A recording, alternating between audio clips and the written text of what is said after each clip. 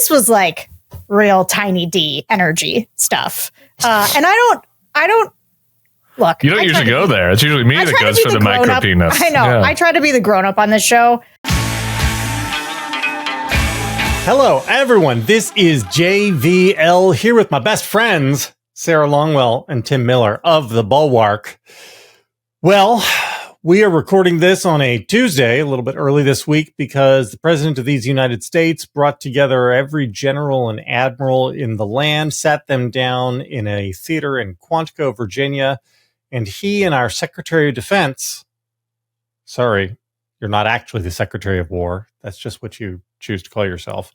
It's gender affirming care, kind of. It is gender affirming care. They had some things they wanted to talk about, and it was ridiculous and also scary. I think most people seem to be settled on the ridiculous part of it.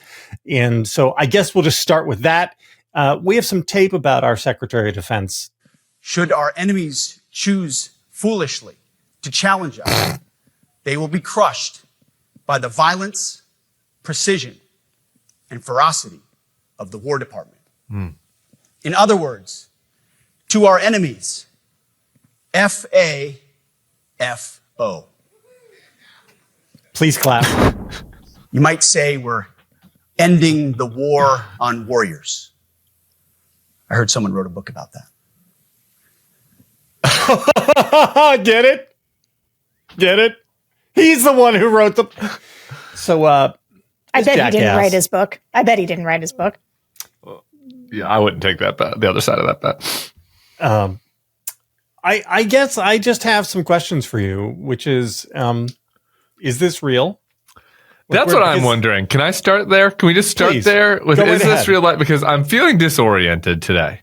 I'm feeling a little bit, it's hard for me to be as outraged about this as I know I should be, because I'm wondering if I'm in a video game. And I'm like kind of going around, I'm trying to touch people on the street. I was checking to make sure the plant was real. It's a real plant back here that I've got.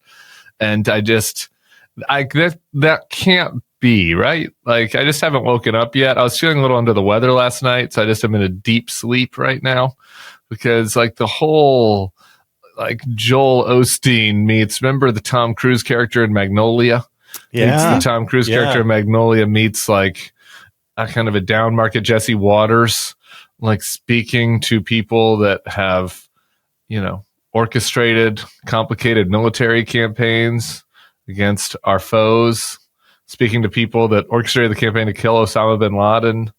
And he's just sort of doing like kind of low grade Fox woke shtick for them.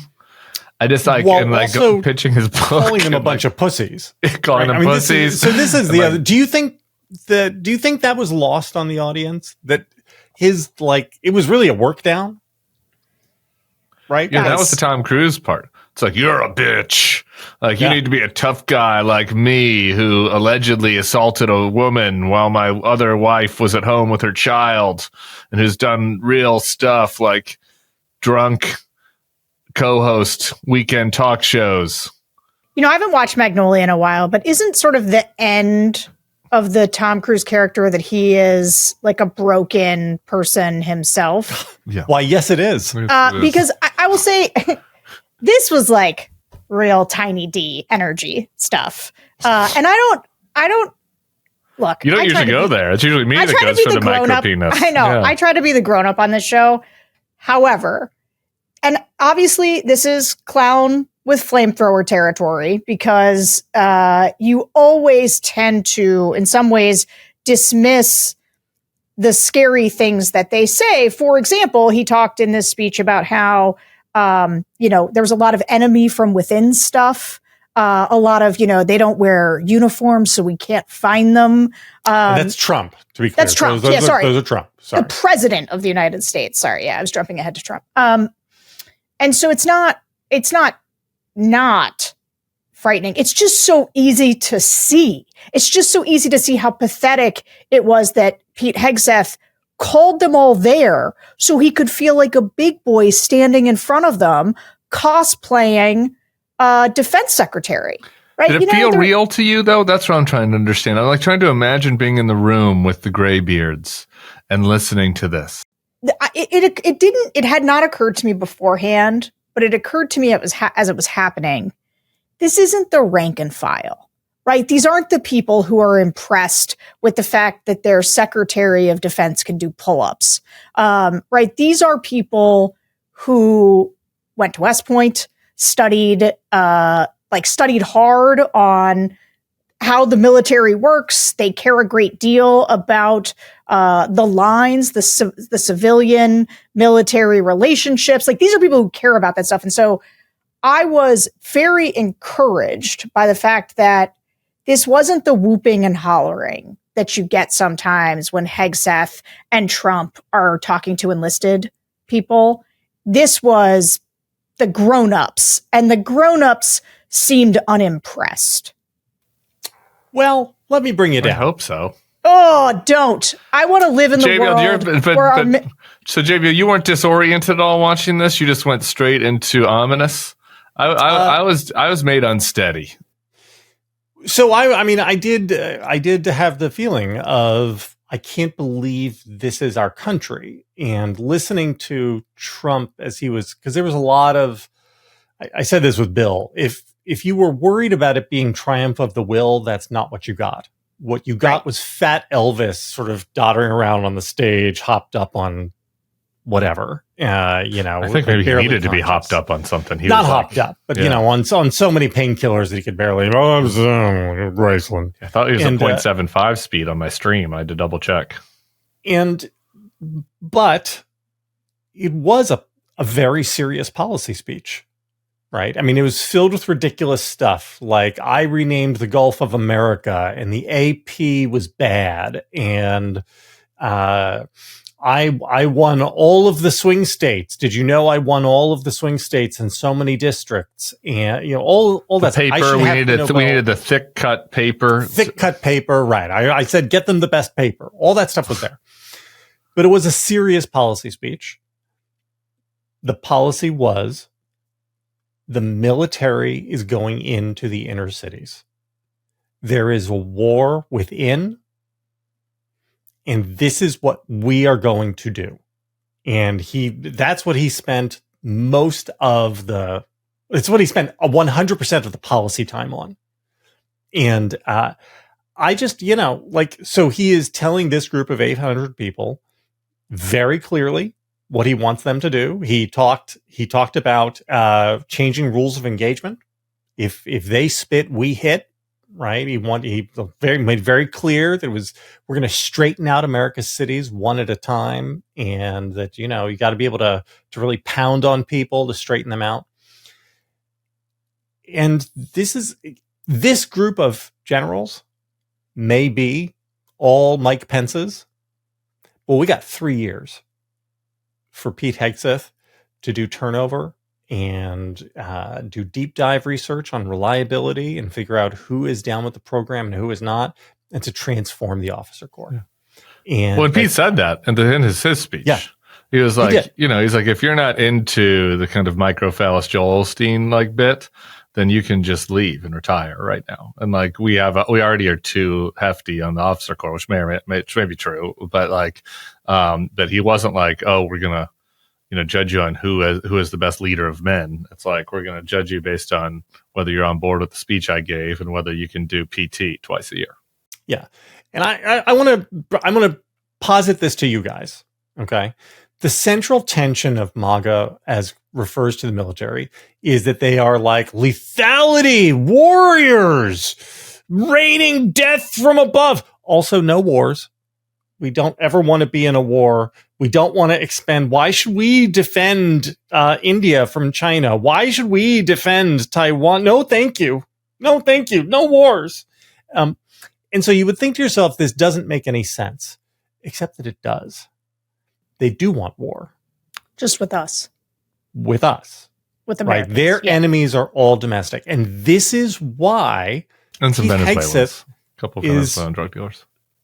so obsessed with like pull-ups, right? And so this, I said this about, we are undergoing right now in Ukraine what is considered a revolution in military affairs as regards drones. Drones are replacing artillery. It is one of the largest technological advancements that we've seen on the battlefield since the advent of guided munitions. It is utterly changing how wars are fought. Pull-ups have fuck all to do with drone warfare. Yeah. They do have a lot to do with cracking heads on the street. In fact, you might, just to expand your point, like, in fact, you might want to have some people who can't do pull-ups, who have purple hair, who have weird facial hair and beards because they're really good at video games. Because they're really good at fucking video games, and they're really good at the technology side, or they're really good at math, or they're really good at the technology side of the drone warfare. And they are, better suited to adding to that, important part of like military readiness, right? Like there's no, right? Like in this world, right? Like that could be, I mean, that's not everybody can just, has their own life experience to know that, So I don't know. Do you guys have thoughts on this? Am I being too much? I think a lot of it for me, and I don't know how we find this out, is I want to know how it was received by the people in that room. Because as I was watching Trump, I know you can go point to the parts you're talking about and that they sound very scary. And if you just cut those parts together, it would probably be a very ominous speech. But it was woven together by a guy who looks like he cannot tie his shoes in the morning. I mean, the idea that he is has all of his faculties, like I cannot imagine the men and women sitting in that room didn't walk out saying, well, this is humiliating. This is embarrassing. I mean, all my thoughts were, if our enemies are watching, because he also, not just if our enemies are watching. So speaking of our enemies, like there was a part in the speech where he called Putin a paper tiger again. He's sort of rambling on, but he makes it clear. He says the war should have been over in 2 weeks. Putin should have gotten this done in 2 weeks. He makes it very clear he's on Putin's side, and his only reason he's mad at Putin is because he didn't win the war fast enough. And so, like, if you're an American military leader, do you not hear that and say, this is an insane person? Like, I guess there was part of me that thought it is good for them to see him up close. It is good that this is happening. What military leader could look at the man in front of them and think, yeah. Oh, I'm happy to take orders from that guy. Yeah, that guy's real sharp. Well, he's on the ball. Here's the problem with that, though. I agree. I think I agree with that. I have, again, I'm having trouble reconciling the fact that I'm on Earth right now, and that we're not in a parallel kind of timeline that I've been moved to. But I would assume that most of the military leaders are like, this is just unbelievably embarrassing clown show. And yet, okay, so let's say some of them take Pete up on this. They're like, okay, I'm going to check out. I'm going to retire. Good life in Florida. Get on some boards. That's nice. All right. The ones that are the most shook by this, or the most just like eye rolled about this, whatever their view is, like they self-deport from the military. And then there's another category of people that are like, this seems ridiculous. It was important for me to stay here. Da da da da. But their mission changes. Right? To JVL's point. And like the mission and the focus becomes these deployments into American cities and maybe going after, who knows, drug cartels in the Caribbean. And the rank and file, the hooting and hollering guys, some percentage of them, not trying to, paint with a broad brush or impugn anybody, but like there's some percentage of them that are excited about that, like the going after the enemy within part. And these generals, like, or admirals, or, like it's their job to do what the mission, to follow the mission.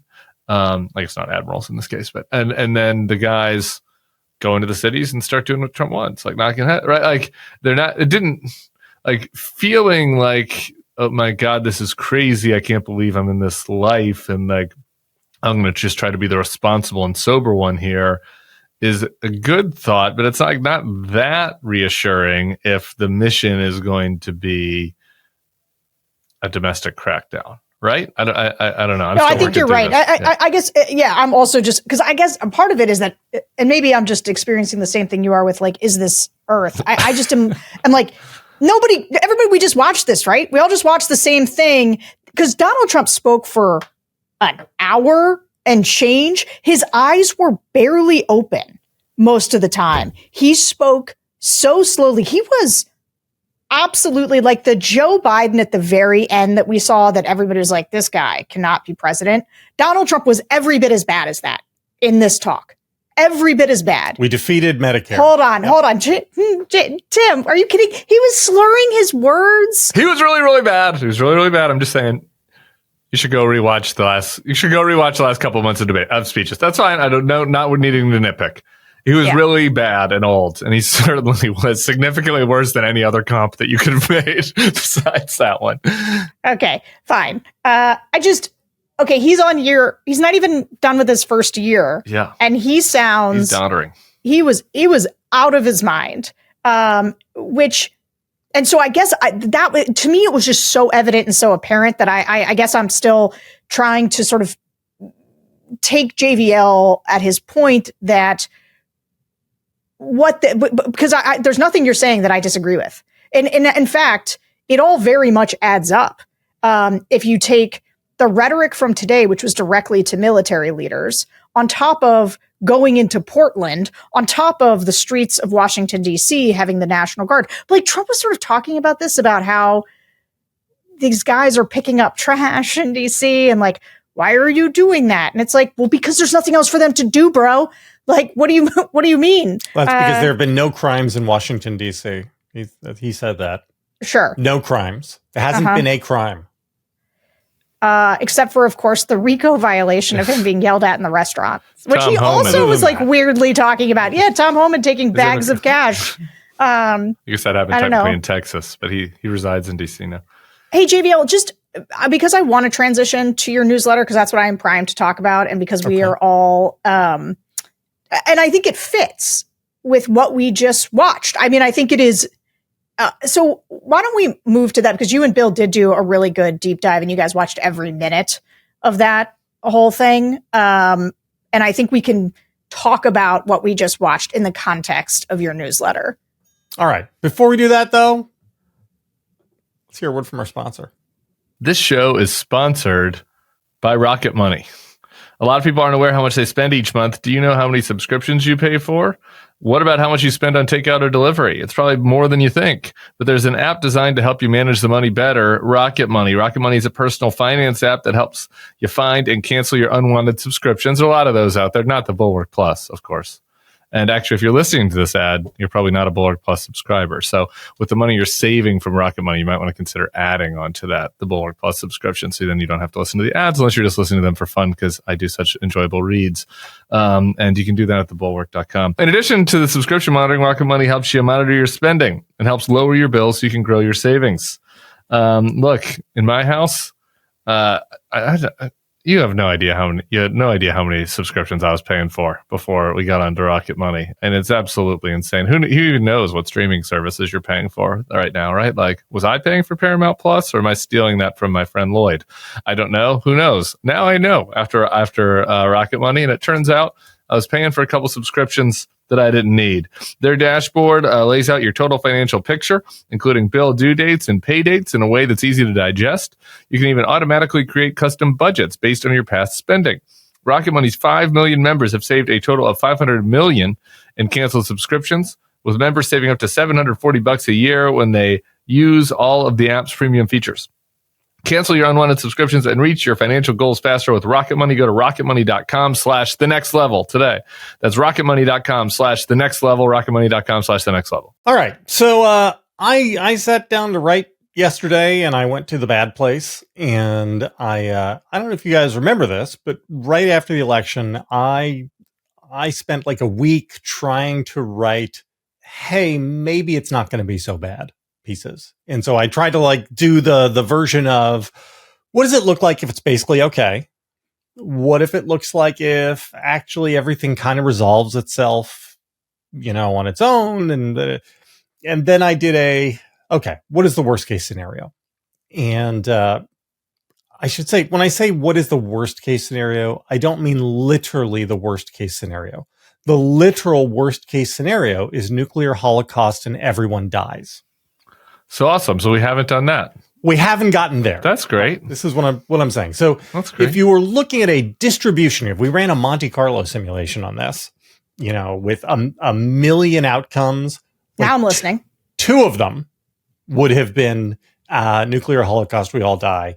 And then you get down to, the next 10 are that we have death camps set up with gas chambers. And then you start getting, so when I say worst case scenario, I really mean a 98th percentile worst. I think we're a little lower than 98. I mean, we're still here. You and me and Sarah, we're chatting right here. We're on youtube.com. We went to Toronto and no one held us up at the border. Came back. We had an amazing show. My habeas corpus was not under any threat. My corpus stayed my corpus throughout the entire trip. So I think we can move it down to at least 92 percentile or so. Let's not gild the lily. I love that for you guys. So here's what I'm saying. What I'm saying is when I did my, what is a realistic worst case scenario? Not a kaiju coming over the hills, but a realistic worst case scenario in November. I went back and I read that this week, and it strikes me that we are way past all of those red lines. All of them? Yeah. Dark JVL didn't hypothesize a single negative externality that did not come to pass. Dark JVL missed a bunch of things. Dark JVL missed the idea of deporting people to third-party countries and using foreign jails, like basically buying foreign jails. Dark JVL did not. Dark JVL saw purge of top military officials, and that was happening. Dark JVL didn't see Doge coming. Dark JVL did not imagine that USAID would be gone. So, and this is what I just want to talk to you guys about. And this is, again, it's a sliding scale. You don't have to, we have not had kaiju or earthquakes or, the seventh seal hasn't opened. But among the realistic worst case scenarios, I feel like we're pretty far past what most of them were just 9 months ago for what you thought we would be at here. Tim, September, October. Is there any chance you went back and read the old one that he wrote?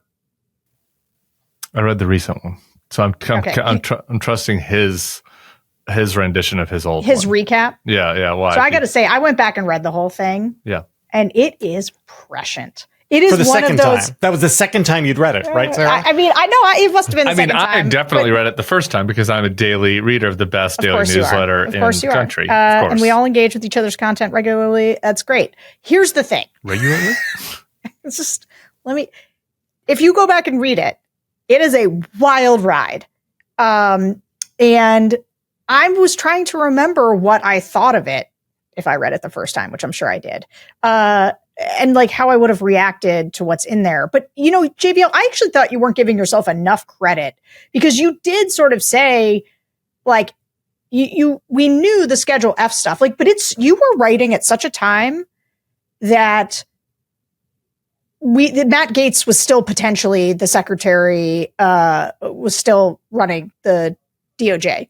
And I was like, man, as much stuff as you got right, and then he did blow past it all. And even your stuff about immigration, where you didn't know they were going to do it to third parties. You were talking about how destabilizing it would be if Trump really did mass deportations, because you're like, where would they keep everybody? Well, we know the answer to that question now. ICE has become this massive force. You actually asked a bunch of questions. You're like, well, some things would have to happen for this case too. And those have been answered quite quickly. It's we're going to give a ton of money to ICE, and ICE is going to build these new massive jails and detention facilities. Because you say it in your piece. I couldn't believe how on the nose your piece was in terms of predictions. Go ahead, Tim. Do you want to add something? I was just going to say I just clicked on it because I remember this now, mostly because I remember the neg of Freddie DeBoer saying that wildlife and environmental protections are one of his big concerns. It's just guys, you don't fucking know what's coming down the path if you're a lefty who has bought into the BS that Trump is the same as every other Republican. We might get rid of the NLRB. Yeah, EPA might be in threat. It's okay, yeah, buddy. Yeah, that's not even more. That's done by 10 10 a.m. of morning one. Like you don't even know where this boat's going. No, I'm looking at it. I remember actually thinking at the time that I thought you underestimated the immigration threat, and I think I was right about that. Like even in the worst case scenario, because you right here that you're like camps are a political liability. I was kind of like, well, yeah, I guess maybe, but but also he seems pretty committed to that, and Stephen Miller seems pretty committed to that. So so in that case, I think actually glancing through this, I think this was really more like a 75th percentile worst case scenario as it was written, not a 98th.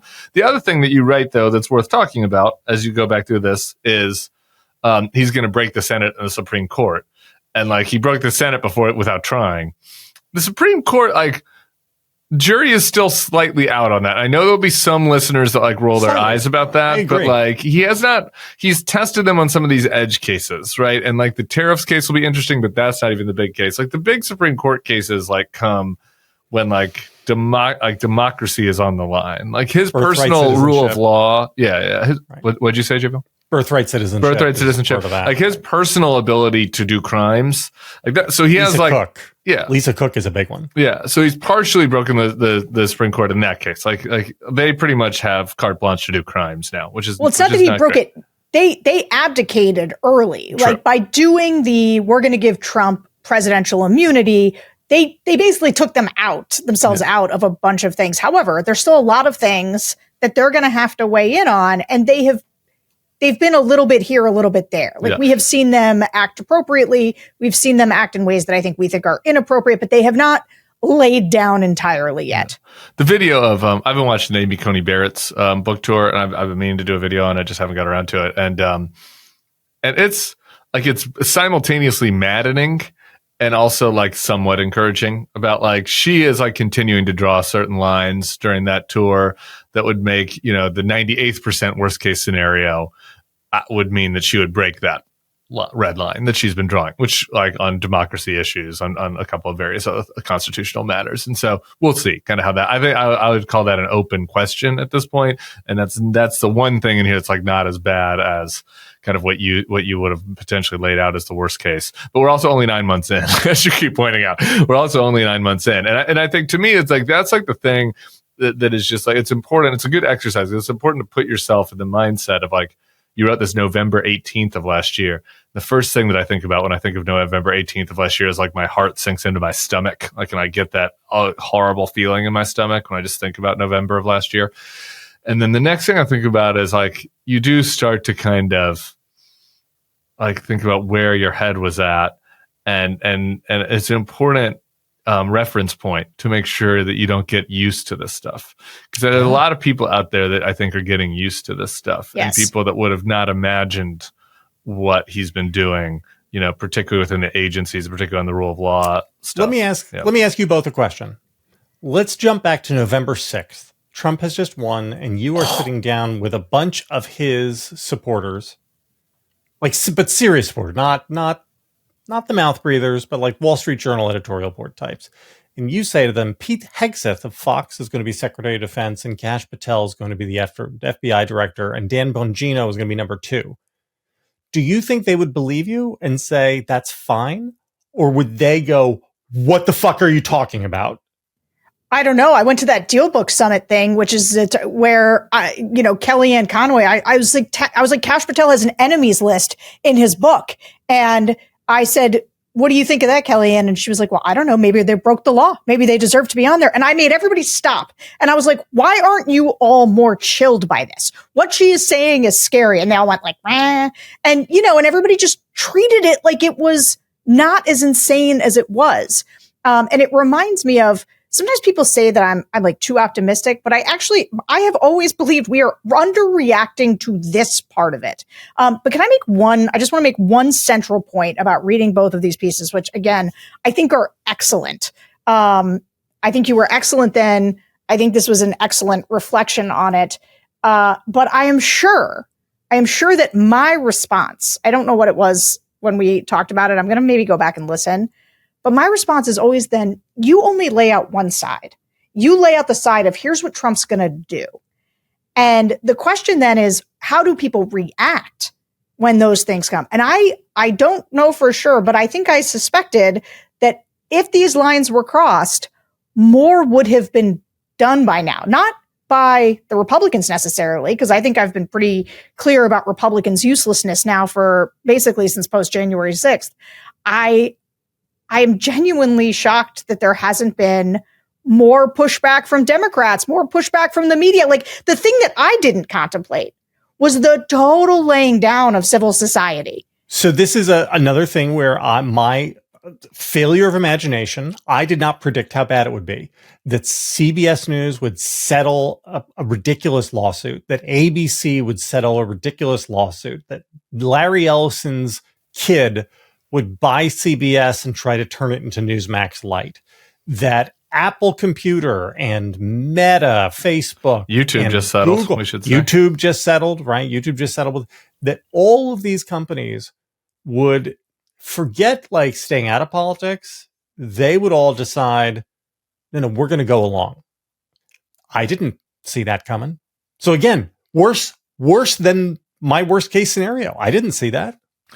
Yeah, I think that for me, you look at it and I would say it is chilling that it was worse than JVL's worst case scenario. So I'll just set with that there. I think we all were pretty clear that they were going to purge the federal government, though. Like the Doge stuff, like I do think was kind of at a scale that I didn't expect. I did not have Elon Musk running roughshod all over the government and then quitting and then calling Donald Trump a pedophile and then becoming friends with him again, like that, like little very important subplot I did not see coming. But like just the fact that he would put in clowns at the top of these agencies and that they would purge dissenters, I think is something that we all saw coming. We knew. Yeah. Freddie DeBauer. I also just, I would like people to go back and read what some people who just looked at these through the lenses of the left, the way they were talking about it in terms of like the little pet policies that would go away versus the entire American experiment. This is where being on the side of democracy and not just a partisan really helps you out,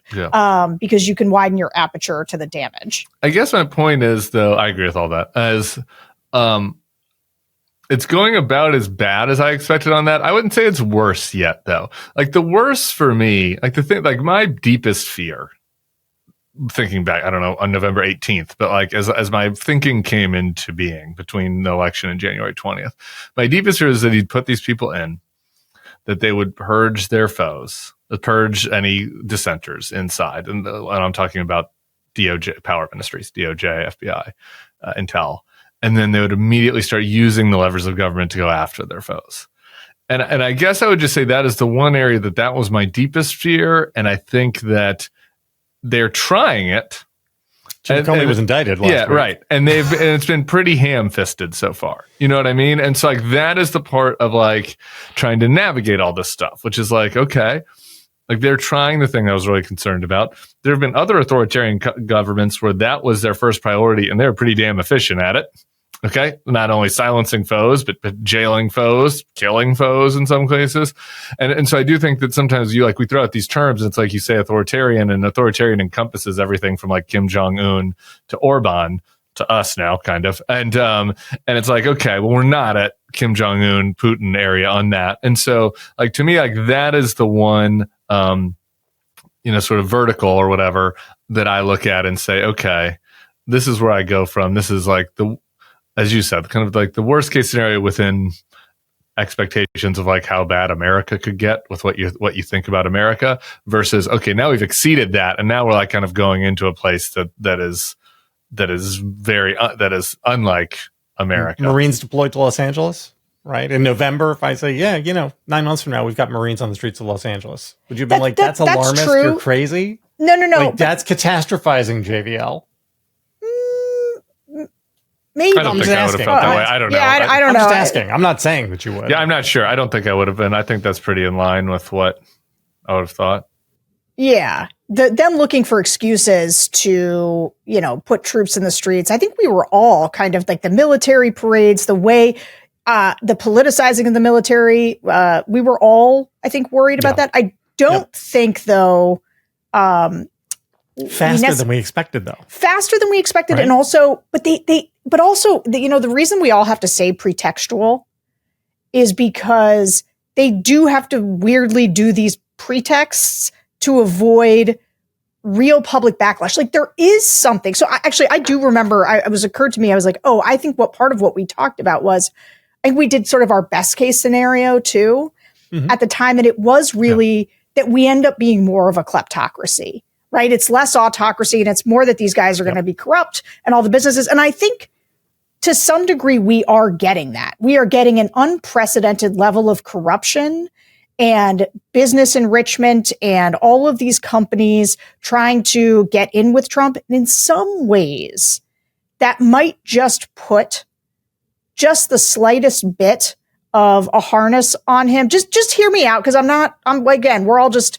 trying to see. But like, if you want to run an efficient kleptocracy, you still need business to function. You can't have people dying. And I would say maybe if you have your big board right now in terms of your over here is nuclear holocaust and over here is these other ones. Like, I think the middle part is, are they trying to kill people? Now, I think to illegal immigrants, sending them to third party countries where they are tortured, that's getting you there. But like, one thing that has not happened in DC, for example, like you haven't had people get like shot as civilians. Like there's, I do think that there's a middle part here that we haven't reached yet that is about violence against Americans.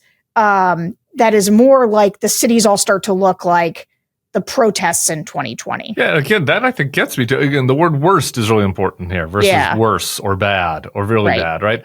Because worst, I think that's another thing that I said and would say is like, in my worst case scenario was they do some sort of crackdown on protests. Somebody pops off and shoots a cop or shoots a soldier. They use that as pretext for more violence against peaceful protesters. We might be heading, we seem to be on the trajectory towards that, but that hasn't happened yet. That hasn't happened yet, though. But again, this is the timeline matters, right? I mean, if you were making that scenario in November, I don't think you would have thought, even with that worst case scenario, that we get there in 11 months. No, I probably would have said the summer before the midterms. So yeah, we got 9 more months. We're on trajectory for it, right? So we should talk about the going into the elections. Yeah. Can I just go back to something? Yeah, sure. Though, and it goes back to this talk that he was doing. No, Could you imagine Texas redistricting would happen? Right, that's a crazy thing. No, right. But this is how afraid they are of oversight. It's how afraid he is of oversight. Because I'll just say too, again, going back to the things that we didn't know that happened, that are, let's just put them on our side of the ledger, is that he's on his back foot on a number of things, not the least of which is Epstein, right? He has some fear around this. There are things I think he is afraid could interfere with his ability to have this complete control. One is Epstein. But can I just say the other one that I really do think this morning is just flat out actuarial tables. The one of the things I think about all the time is if Donald Trump was 55 or 65 or even 70, I would feel very different than I do about him at 79. Nobody's afraid of that guy. I mean, they're afraid of him in the way that, again, like you're afraid of a toddler with a machine gun, but not afraid of him, I think, in the sense that, oh, this guy's got decades ahead of him as a strongman. Yes, not decades. I think he's got years ahead of him as a strongman. Like I look at that guy and I see Castro. I see a guy who lives till he's 90. Maybe I'm wrong. Who knows? We'll find out. But your point is taken, Sarah. I fully agree that if he was younger, it would be even more alarming. JVL, can I ask you a question? Yeah. Because this is true even for me, who has to live in this minute by minute. Like, intellectually, I read your article and I say, yeah, like we are a little bit beyond what you would have thought as one of the, again, not the most exceptional worst case scenario, but whatever, 80 percentile worst case scenario. And yet, maybe that's wrong analysis in some ways, or maybe we're thinking about it differently because it doesn't feel that way, Right, like it just doesn't. Like, at the kids' soccer game, it doesn't feel like we're an 80% worst case scenario. And maybe that's because the 80% worst case scenario stuff are all structural things that are happening in Washington, and that means that we are projecting that will eventually result in people's lives feeling different, meaningfully different. Or maybe it's something about our psychology as humans and adaptability. I don't know. I guess because that's something I think we should at least grapple with, right? Where it's like, okay, yeah, on paper, yeah, you said this was worst case scenario, we're there, but I don't think that most people, like, there are exceptions, obviously, if you're in migrant communities or if you have a small business that's particularly affected by tariffs or something, right? Like, but like for most people, not really. Well, how do you explain that? I mean, if you're walking around Washington, D.C., because you live there, looks like you live in an occupied city now. Yeah, I mean, here's the thing, though. So it did for a while. There was like a minute where you're like, why are there sirens constantly? And like you're driving around, you see just but mostly we were talking about this some at the show, is it quickly kind of devolved, especially there was a difference between ICE and the National Guard. When they deployed the National Guard, it was like a bunch of youngish kids eating ice cream in their uniforms and people stopping and taking pictures with them, and they're planting trees and picking up garbage because there's nothing else for them to do. The part that's scary and that was really real there, but for a couple of weeks and now it's kind of calmed down, is them grabbing the Uber Eats drivers off their bikes on different streets and ICE being there and people yelling at them. And I would say there was a couple show of force situations there, but not in the way where everywhere you go, it's there. No mask. I don't know anybody that's had an encounter with a masked person. Again, like the masked agent stuff is really bad. So I'm just trying to be clear about what I'm asking. I'm talking about people's real life experience. Like the masked agents are very bad. And again, you would put that on a written ledger on the side of this is worse than what I expected. I actually didn't really expect there would be masked immigration police grabbing people who are gardening outside their homes. But like, I don't actually know anybody. You know what I mean? It's not so prevalent that it's changing people's day-to-day lives. And so does that mean that we're overstating it? I guess my question for JVL. Well, I mean, the goal of the authoritarian attempt is to control the levers of power, right? And the idea is that you don't have to touch people's lives until they're going to vote, right? At which point you make sure that people understand where they're welcome to vote and where they're not welcome to vote. And you either accept election results or you don't accept election results. Right. I mean, this is, but like, I don't know. But then to me, that answer says though, like, we won't really know if we're in the worst case scenario until next year. I mean, honestly, like that's how what that answer says to me. What we are, but again, it's a curve, right? It's like a growth curve, and we are on the curve, right? I mean, we are on the curve for an 80 or 90th percentile worst case, I think. And see, I still think we do have a ways to go, but I also think that us debating that is only so helpful because we're like debating at the only margin. 9 months in. Of course, there's a ways to go. Yeah. I mean, but we are when we end up debating within the margins of badness, I think it's important to say, and this is what I really liked about your piece comparing it, is how quickly we blew past a lot of the things that we looked at the time and thought, well, this would be the worst case scenario, and we are past it. And to Tim's point, though, and again, I'm going to just bring up the parts of the things that aren't in the article, which is, okay, so he's doing tariffs, but there have been moments of real pushback around this, right? Because they do have an impact on people's lives. And he's continued. I mean, he was doing this morning with the generals. He's like, my favorite word is tariffs in the English dictionary. It's tariffs. More than wife. More, yeah. Also, the N-word, my favorite. You can't say the N-word. Nuclear. This guy, what a despicable pile of garbage. Anyway, sorry, did you want to say something there? No, I was just, if you did, either way, you can go. I just want to get back to your point about, I actually do think it's useful to have this conversation where we sort of discuss where we are in the process, and I'll explain why. But did you want to finish with your thought? Well, now I don't remember what I was going to say. Okay, great. Sorry. Well, that wasn't really my fault. It was your fault for doing the nuclear imitation side thing. I don't think I interrupted you, but if I did, I apologize. You guys have really gotten his head about the interrupting. The point that I was trying to make, which I do remember, is that you said that you don't know how helpful it is to like hash out the gradients of difference of where we are. And I just and my point is I actually think it's quite helpful. Number one, it's just important to orient you to where you are. It's good to know where you are in a fight. But two, and I've been talking about this a lot in the last week, is this is something that I'm like just trying to balance in myself and how I talk about all this stuff. Are the people that listen to this, to us and to our everyone in our constellation, like it is not actually useful for them to think that we're fucked.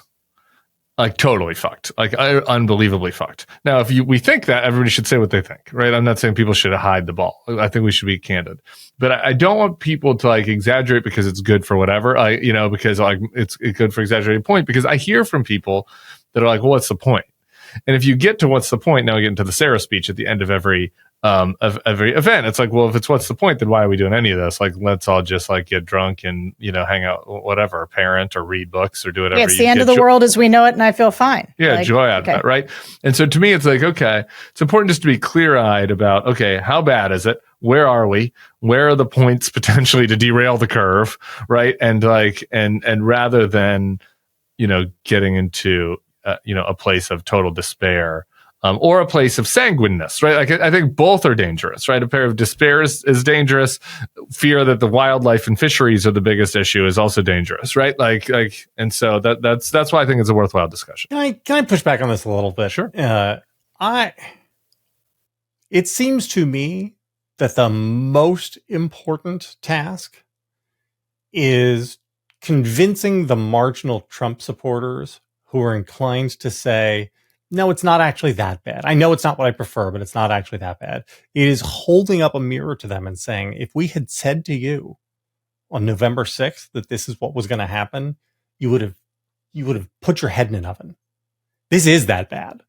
And you know it's that bad. You knew a year ago that it was that bad. And this is just you rationalizing shit. Like that I think is kind of an important task because those people need to get off the bus. I think that's a useful task. I don't know if it's the most important task, but that's not a task that I impugn in any way. Pretty important task. But I would say, so Sarah, you said a few minutes ago that Trump is on his back foot. His approval rating today is higher than it was exactly 4 years ago. Exactly 4 years ago when he wasn't president? Sorry. No. Exactly 7 years ago.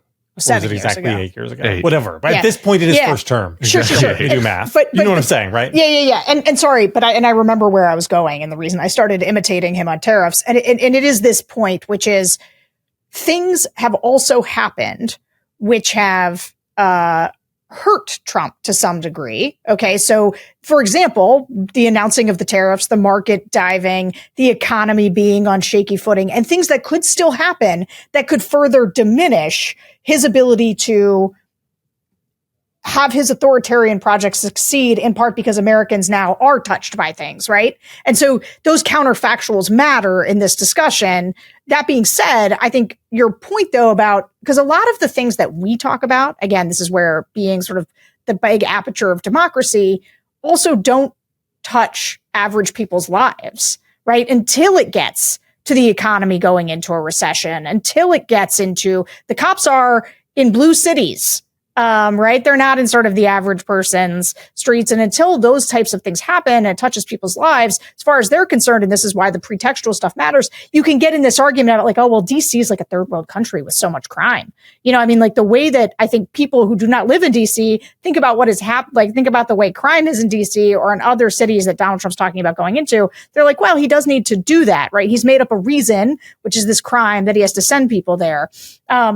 But there has been pushback in that if the economy goes down, this is why the market drives me crazy. Like another red line that he hasn't crossed is like firing Jerome Powell. And one of the reasons that I think he hasn't crossed it is because one presumes the market will react to that. So there are things that happen that back him off from the authoritarian project. And also the fact that he's getting rich, which he also doesn't want to disrupt. He fired Lisa Cook and the market didn't react to that.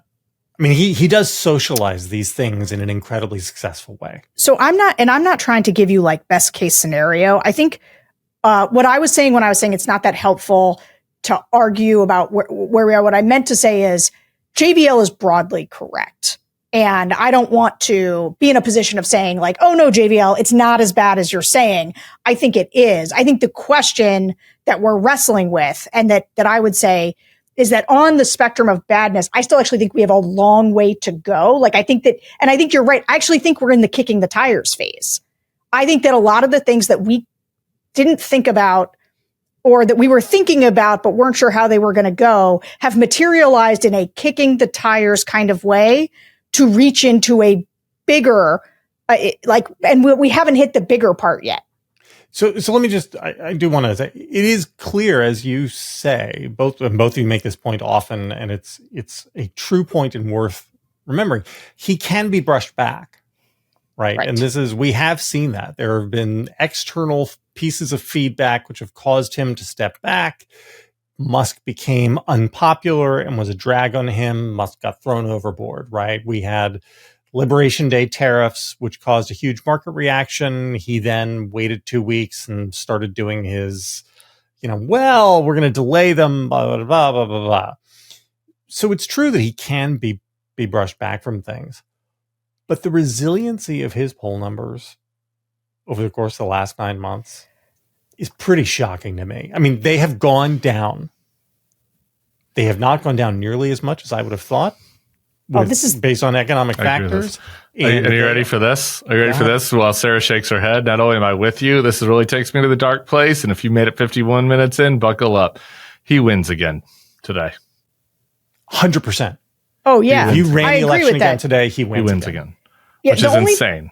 The only thing I wanted to say to JVL's point is that the reason that I think he does better today than he did 7 years ago compared to himself is because of our nervous systems, is because of how we've changed. Not that he's changed, that back then everything he did was much more shocking to the system in a way that today isn't. He changed That's a good point. Yeah. He changed the system. No, I totally agree. That's crazy that neither of you are like, well, maybe, who knows, counterfactual, whatever, something could happen different. No, we all it's just uniform agreement. It's funny. Alyssa Farah said this on, I forget if it was on The View. I think it was on The View or somewhere. And I had somebody like, have Alyssa on and argue with us. And I was like, I don't know. I would love to have Alyssa on again. I love Alyssa, but I was like, we don't have anything to argue about. I was like, I agree with absolutely everything that she said. He absolutely definitely would win again. Yeah, I mean, you'd have to change. It'd depend on who he was running against. But this is the thing I hear over and over again from voters who are upset with Trump in the focus groups. And this is where people are like, why do you criticize Democrats or whatever? And I'm like, because guys, let me tell you something. Right now, when you say, are you upset with Donald Trump? They're like, yeah, I don't like what he's doing on this or that or the other thing, or he's going too far on immigration. I'm upset about the economy. You say, okay, I'm going to rerun the election with you. And the best you can get is that people sit out voting. They will not vote for Kamala Harris. Knowing what they know now, they wouldn't change their vote to the Democrat. And so, that is a huge problem to solve, guys. It's a huge problem to solve. Yeah, massive problem. You think you'd do better? If there was a snap, if this was a parliamentary system, yes, that's what I meant. Election. Yeah. If there's a snap election today, and Trump was running for a third term, which somehow the Supreme Court had blessed, and he's running against pick your person. It doesn't have to be Kamala. Make it Gavin Newsom. Make it Josh Shapiro. Hakeem. He wins. I think he wins that race. I think my boy Shapiro would. To this. They are habituated to this. I don't think if Charlottesville happened again, I don't think his numbers go down at all. Well, his numbers could go. Yeah, no, definitely not Charlottesville. And there are things that could. Remember what happened when Charlottesville happened? His numbers nosedived. We live in a completely different world now where Megyn Kelly is basically just like, I know Tucker and Candace Owens are saying horrible things about Jews in Israel all the time, but I'm cool with that. They're my friends. I'm not going to, leave me alone. All of the comedians are going to Riyadh.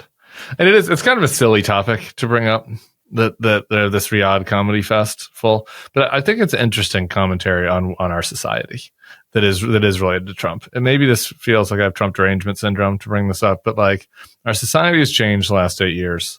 The idea that a group of people mainstream comedians, left comedians, not just right comedians, like right comedians, non-ideological comedians are all going to Saudi Arabia to put on a show to whitewash a fucking Sharia authoritarian that killed a journalist, that has slaves, that beheads and behands people.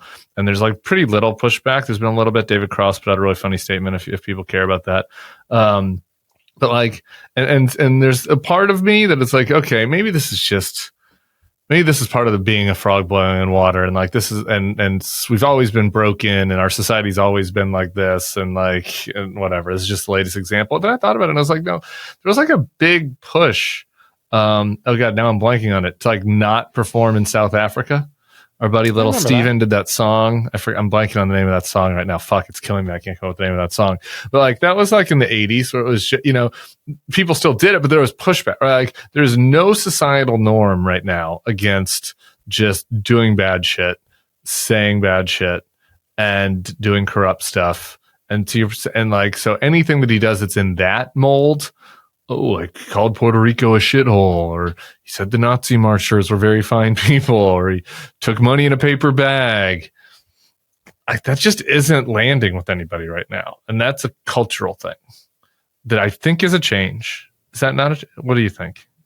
Oh, I think it's pretty. I think pretty it's, huge yeah, change. no, I think it's, yeah. And this is where I think that my biggest concerns around Trump are that I think he won the culture by a lot more than he won the vote. And that going forward, much more of the culture is going to be right wing in a lot of these ways, in part because Trump, look, whenever people talk about this media idea, right, about how we need a left wing media ecosystem to rival Trump's, the thing that I try to explain to them is that if you're going to try to like prop one of these up with dollars, whatever, Donald Trump built an economic slipstream behind him. He built an incentive structure for his kind of heterodoxy that propels right-wing media. It propels these comedians. Like, that's part of the way. The dollars, like, why are they going to do this? Why did the Live golf championship happen? It all happened because there's money, because everybody knows we're for sale now. Everyone knows Trump's for sale and that American culture's for sale. So this is one of the reasons I don't think we can go back, because once you have corruption endemic in a society, you can't have it be where one party is pro-corruption and the other party is anti-corruption. Because again, I mean, I'll just use the case of CBS and Paramount, right? So David Ellison is doing what he knows he needs to do in order to curry favor with the government. And let's just pretend 4 years from now, 7 years from now, 8 years from now, there is a Democratic president. If that Democratic president is committed to the rule of law and is anti-corruption, David Ellison has nothing to fear. Like you see what I'm saying? Like, the incentives all run in one way. All of these companies, everybody in the private sector, if they understand that the rules are that Republicans will punish you if you don't pay tribute, and Democrats leave you alone because they don't believe in thumbing the scales, then like, what's, again, and if the answer is like Democrats have to be corrupt too, that doesn't help either, right? I mean, it's really, you can't live. This isn't about institutional corruption. Sorry, this is about culture. This is about the culture that 4 years ago. No, well, the 4 years ago, I mean, they're related to each other, but the idea that Target used to have like the big gay, things or whatever, and now it's like the Republicans have decided like, oh, we're going to come and be like, no, you've got to represent our culture.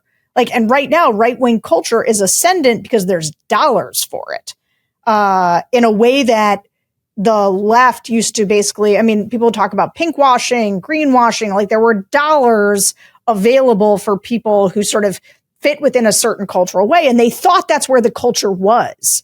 And they're rethinking that now. Yeah. This is where mocking them in some ways is kind of better than this other stuff, and trying to undermine them in that way, right? What if we roasted them, Tim?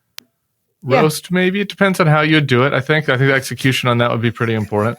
And come on, Sarah, give me a little something. I was going to go the same place. I'm glad you did it. I appreciate you. Ain't Gonna Play Sun City is the name of the song I was thinking of by Little Steven. Sun City was the name of the song. The corruption intersects with the culture in this one way. And Sarah, we talked about this in the Canada show, but it's just worth mentioning one more time. Is would have been great if JVL TikTok. Right, like the TikTok deal. Oh yeah. There we go. And now, so it's like it's both, right? It's a way to both control the culture and line their pockets. BB, I talked about this a little bit with Cam on FY Pod. I feel like this did not get enough attention.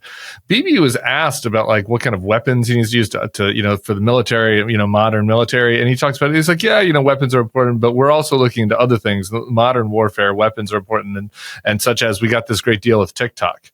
And these new TikTok guys are going to be on our side. And I'm like, wait a minute. That was like an anti-Semitic trope that the Jews were controlling the TikTok algorithm. And BB is just out there being like, we're going to control the TikTok algorithm. Like, okay, well, like that's in his way. And so if you have BB saying that, if you have Trump saying that, if you have Trump's buddies getting access to the algorithm, and then the valuation of it is low, like they get all of it, right? They can put their thumb on the scale of the cultural stuff in the algorithm and the political. They can put their thumb on the scale of the political stuff on what people see. And on top of that, they're going to get cash because they're going to be able to sell some of their stock to other people because they got such a great fucking deal. And how does liberalism respond to that? I don't think it can. Liberalism doesn't have a response to that sort of stuff. Well, that I'm not sure about. In part because we've been here before-ish, right? I mean, different types of things, but I don't know. We grew up in an era that I think where we were living in the backlash to opposition to the civil rights movement, right? So that had happened in, the 60s, like with our parents' generation. And so then we're growing up at a time where most of the stuff that we were getting in our culture was a much more like colorblind, racial equity type messaging and Earth Day. I mean, I don't know. I feel like we grew up in a very specific time that I think, which is part of why we find it, post Cold War and everything else, and that we're losing in this moment. But I don't think that their culture invites backlashes. Like when they become the dominant culture, that's going to help them for a period of time. But I do think backlashes eventually come out of that. I want to sit with that question. My answer to that question is I don't know if liberalism has a response to that, because I want to say yes, but I don't want to shoot from the hip. So I'm going to think about that on a walk or something and report back. Sounds great. That's what we do with this show. We ask questions that really you want to sit with. Guys, good show, long show. Next week, we're together. In person. We're together. Our habeas are corpusing. We're going to be in D.C. on October 8th. You can still get tickets to that. We're going to be in New York City on the 11th, maybe the 11th. You can't get tickets to that. Sorry. Yeah, but we got a very big venue here in DC. You can stand outside and like throw your bra at, I was going to say JVL, but it's Sarah. I guess that would work, and have her sign it, and then watch the show when it comes out on YouTube. JVL, we do have to tell you didn't even ask us anything about the show in Toronto and how. Tell me about the show in Toronto, guys. Well, let me just.